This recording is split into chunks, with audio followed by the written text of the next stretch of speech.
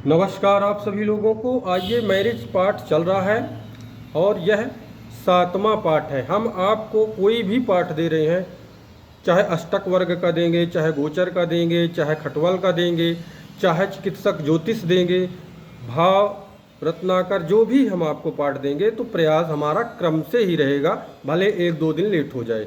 तो हमें आपके ऊपर विश्वास है कि आप इसको क्रम से देखते होंगे, और इसको क्रम से जब देखेंगे तो आप स्वयं इतने पढ़े लिखे हैं, इतने विद्वान हैं, अच्छी पुस्तकों का अध्ययन करते हैं कि आप डेट ऑफ बर्थ समय डालें तो पत्रिका आपके सामने आ जाएगी। जब पत्रिका आपके सामने आएगी तो जो हम रूल्स बता रहे हैं इसको आप देख लीजिए, सुन लीजिए एक बार। नहीं तो टेक ऑफ एस्ट्रो चैनल है, उसमें हमारा जो है संपर्क सूत्र चलता है, तो चाहे मैसेज द्वारा हो, चाहे फ़ोन द्वारा हो, किसी न किसी के द्वारा हमारे तक पहुंचिए तो आपका कार्य करेक्ट समय पे होगा। अब आइए आगे बढ़ते हैं। हम आपको बता दें कि पीछे पाठ में हमने बताया था कि पुरुष के लिए क्या देखना चाहिए और स्त्री के लिए कौन से ग्रह देखना चाहिए।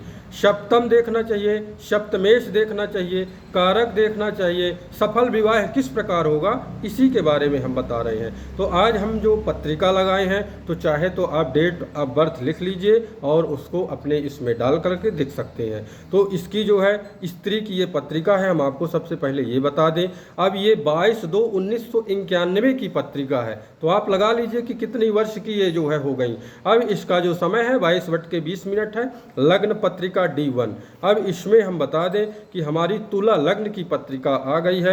तुला लग्न की पत्रिका तो सबसे पहले लग्नेश देखेंगे, तो लग्नेश अपने से उच्च में गया हुआ है, छठे में गया हुआ है, तो जातक स्वस्थ है, ये बोलेंगे। अब इसके बाद हम इसमें चंद्रमा में नज़र डालेंगे, क्योंकि चंद्रमा में मानसिकताएं जो है देखी जाती हैं, तो चंद्रमा भी ठीक है, उच्च का बैठा हुआ है। अब आ जाएं हम आपके पास कि लग्नेश हमारा शुक्र जो है उच्च में गया है, जातक सुस्त होगा, जीवन में आगे उसको जो है बढ़ना चाहिए, उसके अंदर इच्छाएं जो है यही होंगी कि मैं कितना आगे से आगे बढ़ सकूं, मुझको कितना बड़ा पद मिल जाए, ये सारी चीज़ें इसके पास इच्छाएं होंगी। अब इसमें हमको क्या क्या देखना है, तो हम पहले सप्तम, सप्तमेश, स्थिर कारक और चर कारक, इतनी ही चीज़ें लेके चलेंगे। इसके बाद फिर दशा हो गई, अंतर हो गई, गोचर हो गया, इसके बाद फिर और लेंगे। अभी केवल 4 ही चीज़ लेंगे जिसमें आपको सरलता हो समझने में। तो 4 चीज़ हम पहले सप्तम में देखेंगे कि हमारा सप्तम में, तो सप्तम में मेष राशि है।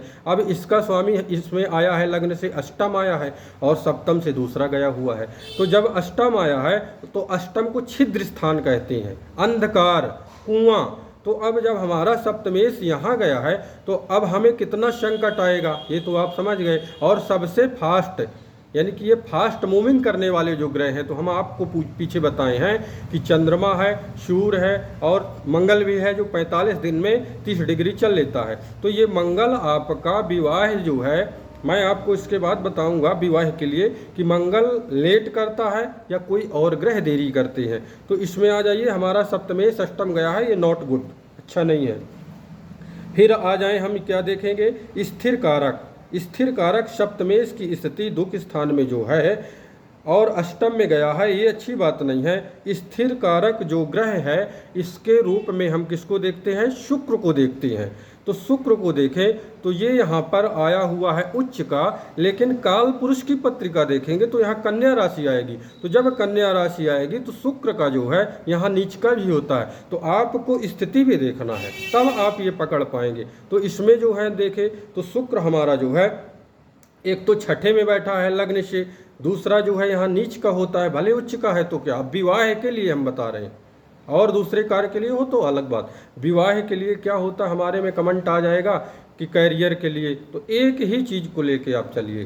तो इसमें जो है देखिए शुक्र आया, तो शुक्र यहाँ छठे स्थान में नीच का होता है कालपुरुष की पत्रिका में, तो 2 हो गए। अब इसके बाद यह तो मीन राशि में है, ठीक है, कालपुरुष की पत्रिका में नीच का होता है। इसमें अब आपको बता दें कि दृष्टि, तो दृष्टि शनि की, गुरु की दृष्टि यहाँ पर पड़ रही है, तो शनि की 1, 2, तीसरी दृष्टि से शनि देख रहा है किसको, हमारे स्थिर कारक को, और गुरु 7, 8, 9 गुरु की भी दृष्टि पड़ रही है। लेकिन गुरु हमारा क्या है कि वही बात आ जाएगी कि अगर हम चर कारक की बात करेंगे तो ये हमारा स्थिर कारक भी नॉट गुड है, उतना अच्छा नहीं है। अब हम चर कारक की बात करेंगे, गुरु की, क्योंकि ये स्त्री की पत्रिका है। स्त्री की पत्रिका होने के कारण गुरु यहाँ पर दशम में गया हुआ है, तो तृतीयेश और छठेश होकर के दशम में गया है। तो हम ये नहीं कहेंगे कि इसकी दृष्टि शुभ हो जाएंगी, इसलिए कि नैसर्गिक ग्रह शुभ है तो दृष्टियाँ ये शुभ ही रखेगा। अब ये जो विवाह के लिए है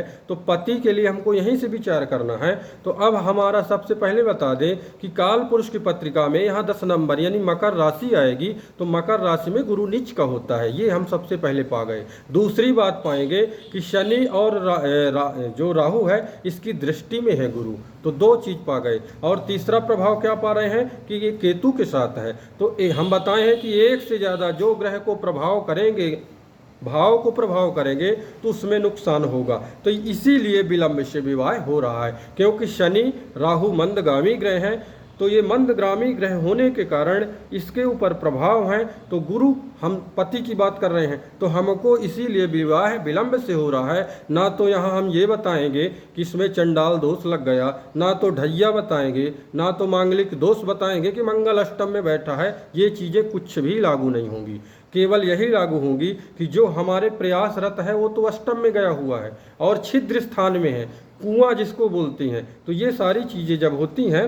तो इसी प्रकार अगर अब माता पिता जब जाएंगे किसी कार्यक्रम से आए तो उनको चिंता होगी इस बात को लेकर के। जब चिंता होगी तो वो अपने मन में बैठ करके विचार करेंगे कि हमारे बच्चों का विवाह क्यों नहीं हो रहा। तो इसी के लिए वो अच्छे विद्वानों से संपर्क करते हैं। तो उनका धर्म होता है कि अच्छे मार्ग बताएं।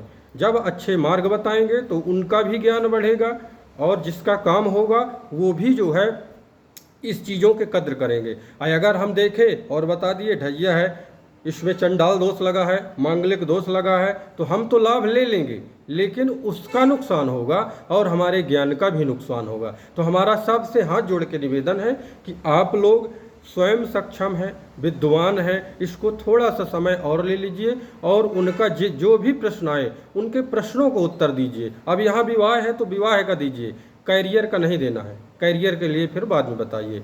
अब मैं जो है आपको 8वें पाठ में बताऊंगा। तब तक के लिए नमस्कार।